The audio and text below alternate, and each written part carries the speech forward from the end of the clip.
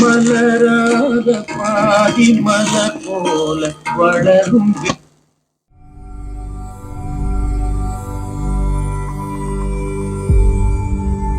Welcome back to old is channel.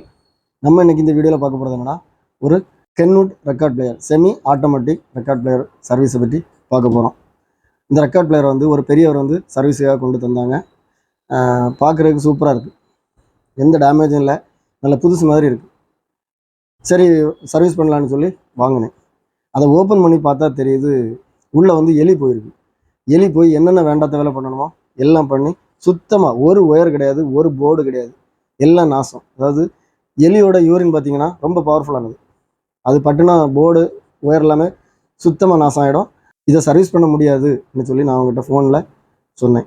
அவங்க சொன்னாங்க, இல்லை சார், எப்படியாவது பண்ணித்தாங்க, எனக்கு அது கண்டிப்பாக வேணும்னு சொல்லி ரொம்ப ப்ளீஸ் பண்ணாங்க. சரி, இதை ஒரு சேலஞ்சாக எடுத்து நம்ம பண்ணுவோன்னு சொல்லி நான் இதை ட்ரை பண்ணுறேன். நீங்களே பாருங்கள், உள்ளே வந்து இந்த ரெக்கார்ட் பிளேயர் எப்படி என்ன கண்டிஷனில் இருக்குதுன்னு சொல்லி பாருங்கள். இதில் உள்ளே வந்து தண்ணி போனதுனால அந்த பவர் போர்டெலாம் பார்த்தீங்கன்னா ஃபுல்லாக ட்ராக் எல்லாமே கட் ஆகி ஷார்ட் ஆகி போயிருக்கு. ஐபிஎஸ் ஸ்ப்ரே பண்ணி கொஞ்சம் க்ளீன் பண்ணி ட்ரை பண்ணி பார்க்குறேன்.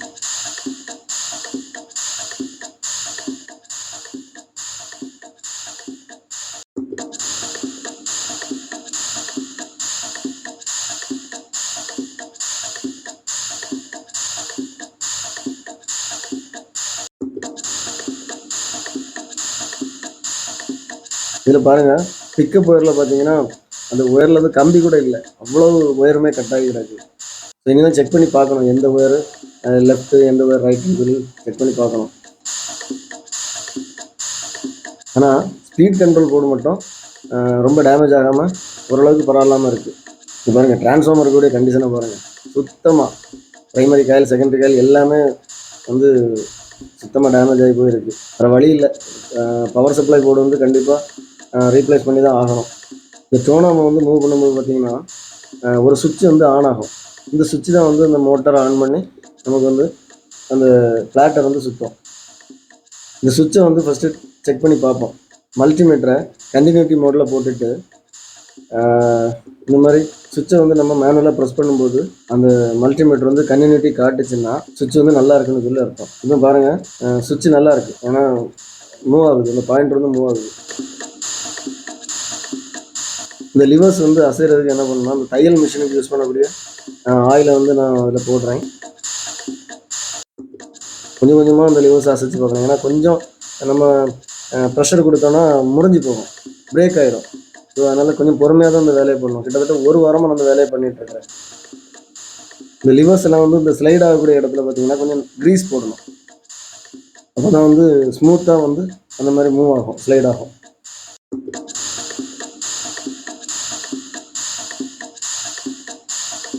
பவர் சப்ளை இருந்த இடத்துல பார்த்தீங்கன்னா ஒரு 12 வோல்ட் 2 ஆம்பியர் எஸ்எம்பிஎஸை கனெக்ட் பண்ணுறேன். ஏன்னா இதில் வந்து டிரான்ஸ்ஃபார்மர் மாட்டோம்னா இப்போ உள்ள டிரான்ஸ்ஃபார்மர் பார்த்தீங்கன்னா சைஸ் கொஞ்சம் பெருசாக இருக்கும், அதில் செட் ஆகாது. அதனால் எஸ்எம்பிஎஸ் வந்து கரெக்டாக அதில் வந்து செட் ஆகுது.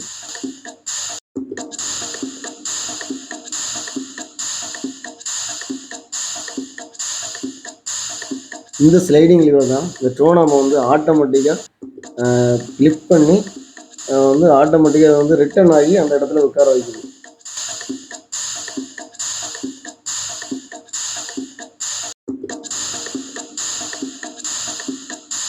இது அசைக்கும் போது இந்த டோனாம் வந்து ஆட்டோமேட்டிக்காக லிஃப்ட் ஆகுது பாருங்கள்.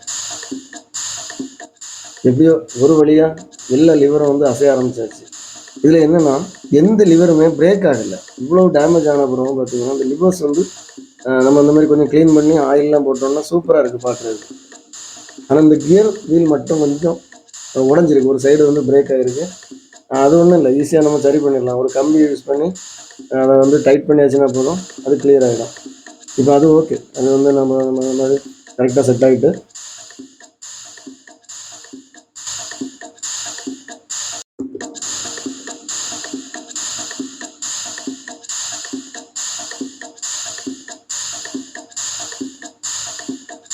இந்த வீலை சுற்றும்போது டோனம் வந்து பார்த்திங்கன்னா ஃபஸ்ட்டு லிஃப்ட் ஆகி அப்புறம் ஆட்டோமேட்டிக்காக அந்த மாதிரி மூவ் ஆகி அதுக்கு இடத்துல வந்து உட்காந்துரும். 2RC கேபிள் ஒன்று புதுசாக வாங்கி அதை கட் பண்ணி அதில் கிரவுண்ட் எது அதில் வந்து லெஃப்ட்டு ரைட்டு எல்லாமே கரெக்டாக பார்த்து அந்த பிக்கப் ஒயரில் வந்து நம்ம வந்து கனெக்ட் பண்ணிகிட்ருக்கோம். இப்போ பிக்கப் ஒயர் வந்து சூப்பராக செக் பண்ணி கனெக்ட் பண்ணியாச்சு. இப்போ இதில் உள்ள மெக்கானிசம் எல்லாமே கிளியர் பண்ணியாச்சு. இப்போ பவர் கொடுத்தா இது வந்து ஓடும், ஏன்னா மோட்டார் எல்லாமே ஒர்க்கிங்கில் இருக்குது, எல்லாம் கிளியர் பண்ணியாச்சு. அது மாதிரி இந்த பிக்கப் ஒயர் இங்கேருந்து கேட்ரிட்ஜிலேருந்து வரக்கூடிய லைன் எல்லாமே கிளியர் பண்ணி இதில் சோல்டரிங் பண்ணி எடுத்தாச்சு. இதுதான் இதில் உள்ள கேட்ரிட்ஜ். இது பார்த்திங்கன்னா இந்த மாதிரி சொருகக்கூடிய டைப்பு. நம்ம ஏற்கனவே ஒரு வீடியோவில் இந்த மாதிரி கேட்ரிட்ஜ் பார்த்துருக்குறோம். இது வந்து ரொம்ப ரேர் கேட்ரிட்ஜ், ரொம்ப காஸ்ட்லி கேட்ரிட்ஜ். இதில் இவங்களுக்கு லக் என்னென்னா இதில் வந்து ஊசி இருக்குது, ஆனால் ஊசியில் அந்த பாயிண்டர் இல்லை, அந்த டைமண்ட் பாயிண்டர் இல்லை, ஆனால் ஊசி இருக்குது. ஸோ இந்த ஊசி இருக்கிறதுனால நம்ம இதை இன்னொரு ஊசி கூட கனெக்ட் பண்ணி எடுக்கலாம். நான் அது இன்னொரு வீடியோவில் போட்டிருக்கிறேன், அந்த மாதிரி பண்ணிக்கலாம். இந்த ஊசி இல்லைன்னா இந்த கேட்ரிட்ஜே வேஸ்ட்டு தான். நம்ம இப்போ இங்கே பாருங்கள், அதில் அந்த பாயிண்டர் இல்லை, இந்த ஊசியிலேருந்து ஒரு கனெக்ஷன் போட்டு எப்படி இன்னொரு ஊசியை பண்ணுறதுன்னு சொல்லி பார்ப்போம். இது பார்த்திங்கன்னா ஒரு HMV ஸ்டைலஸ். நான் இதில் உள்ள இந்த ஊசியை மட்டும் நான் தனியாக கலத்தி எடுக்கிறேன்.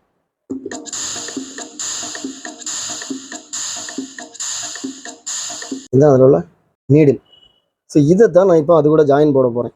நமக்கு என்னென்னா இதில் ஏற்கனவே கொஞ்சம் இருக்குது, இது கூட ஒரு சின்ன துண்டு போட்டு இதை ஜாயின் பண்ணிட்டோன்னா நமக்கு இந்த பாயிண்டர் வந்து அந்த டைமண்ட் பாயிண்டர் இங்கே இருக்குது, அந்த வைப்ரேஷன் மேக்னெட்டு எல்லாமே இதுக்குள்ளே வந்துடும். கண்டிப்பாக இது வந்து ஒர்க் ஆகும். இப்போ இதை வந்து இந்த லென்த்தை வந்து நம்ம தேவை கட் பண்ணிக்கலாம், ஏன்னா ஏற்கனவே கொஞ்சம் இருக்குது, நம்ம கொஞ்சம் போதும் இந்த லென்த்து. அதனால் நான் இவ்வளவு கட் பண்ணுறேன். இந்த ஊசியை வந்து நான் கட் பண்ணியாச்சு. இதில் வந்து அந்த டைமண்ட் பாயிண்டர் வந்து இந்த பக்கம் இருக்குது, கட் பண்ணியாச்சு. இது பார்த்தீங்கன்னா 1 mm ஸ்லீவ், அதில் ஒரு சின்ன பீஸ் எடுக்கிறேன். 1 mm ஸ்லீவில் ஒரு சின்ன பீஸ் எடுத்து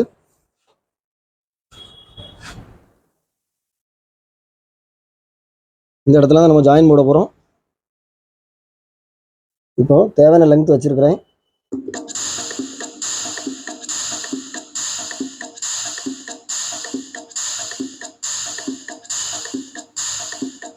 கரெக்ட் பொசிஷனில் வச்சுருக்கிறேன்.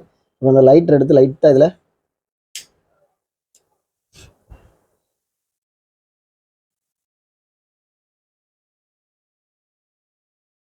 பாருங்கள், இந்த ஊசியோட பாயிண்டர் இருக்குது, அங்கே வந்து பார்த்திங்கன்னா அந்த மேக்னெட்டு அந்த கேட்ரிட்ஜோட ஜாயிண்ட் ஆகிருக்கு. ஸோ இப்போ இது அசையும் போது அங்கேயும் அசையுது, அதனால் கண்டிப்பாக இது ஒர்க் ஆகணும். பார்ப்போம். இந்த மாடலில் பெல்ட்டு போடுறது பார்த்திங்கன்னா ஃபஸ்ட்டு இந்த ட்ரம்மில் வந்து பெல்ட்டை போட்டுட்டு இந்த ஹோலில் வந்து நம்ம இந்த மாதிரி பிடிச்சிக்கணும். நான் ஒரு விரல் எடுத்து நான் பிடிச்சிருக்கிறேன், இப்படி பிடிச்சிக்கணும். இங்கே பாருங்கள், பெரு விரல் எடுத்து நான் பிடிச்சிருக்கிறேன். இப்போ நான் இதில் போடுறேன். போட்டுட்டு இன்னும் இருக்குது, இதுதான் மோட்டரோட புள்ளி, இந்த இருக்குது பாருங்கள். ஸோ இப்போ இந்த இடத்துல இப்படி போட்டு விட்டால் போதும். இப்போ மோட்டர் இந்த புள்ளி சுற்று பாருங்கள், சுற்றும் போது நமக்கு இந்த பாருங்கள் புள்ளி சுற்றும் போது இது சுற்றும், கரெக்டாக சேர்ந்துச்சு. ஓகே, இனி ரப்பர் மேட்டு இது கண்டிப்பாக போடணும், ஸ்லிப் மேட்டுன்னு சொல்லுவோம். ஓகே,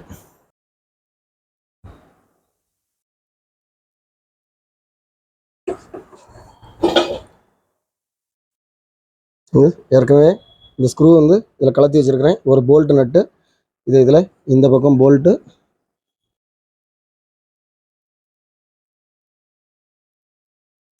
இனி இப்போ வந்து கேட்ரிட்ஜ் வந்து நம்ம இந்த மாதிரி உருவினாலும் வராது. ஒரு ரெக்கார்டு போட்டு பார்ப்போம், ஓடுதான்னு பார்ப்போம். இப்போ வந்து 45 ஸ்பீடில் இருக்குது, இப்போ 33 ஸ்பீடில் இருக்குது. ஸ்பீடு பாருங்கள், இப்போ 33 ஸ்பீடில் ஓடிட்டு. ஓகே, நான் 45 வைக்கிறேன். மலராத பாதி மலர் போல வளரும்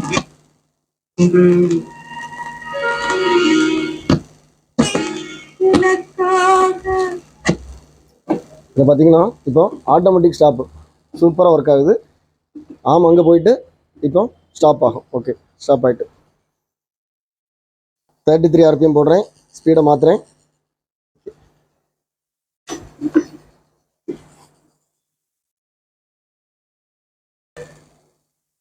ரெண்டு தோள் துடிக்குது மனம் துடிக்குது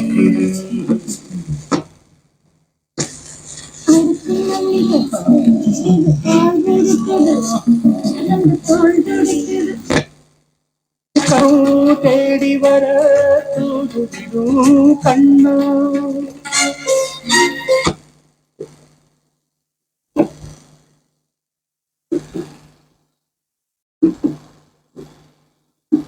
சூப்பராக ஒர்க் ஆகுது. இப்போ இது பார்த்தீங்கன்னா இடையில பாடிட்டு இருக்கும்போது நம்ம அந்த கட் பட்டனை ப்ரெஸ் பண்ணாச்சுன்னா ஆட்டோமேட்டிக்காக ஆமாம் அங்கே போயிடும். அது ஒர்க் ஆகுதான்னு சொல்லி பார்ப்போம். இப்போ நான் கட் பண்ணுறேன். ஓகே,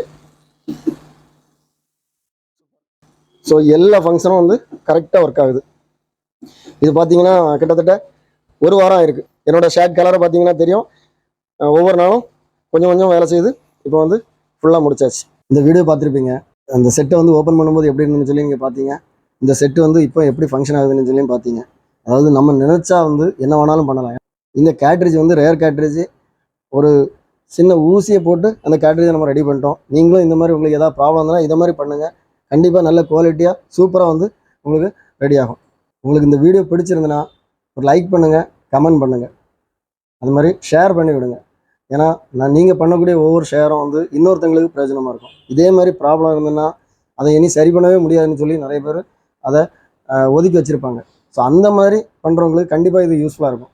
ஸோ நம்ம வீடியோவை பார்த்துட்டு இப்போ நிறைய பேர் டேப் ரெக்கார்டர், ரெக்கார்ட் பிளேயர்லாம் பார்த்தீங்கன்னா சின்ன சின்ன சர்வீஸை அவங்களே பண்ணி இப்போ அது வந்து ஓடிட்டுருக்கு. சிலவங்கலாம் எனக்கு ஃபோன் பண்ணி சொல்லுவாங்க, இனி வந்து இதில் பாட்டு கேட்க முடியுமான்னு சொல்லி நினச்சிட்டு இருந்தேன். அது வந்து இப்போ பாடிட்டு இருக்கு, ரொம்ப சந்தோஷமாக இருக்குன்னு சொல்லி. நம்ம சேனலில் இதை மாதிரி நிறைய வீடியோஸ் வரும். எல்லா வீடியோஸும் பாருங்கள்.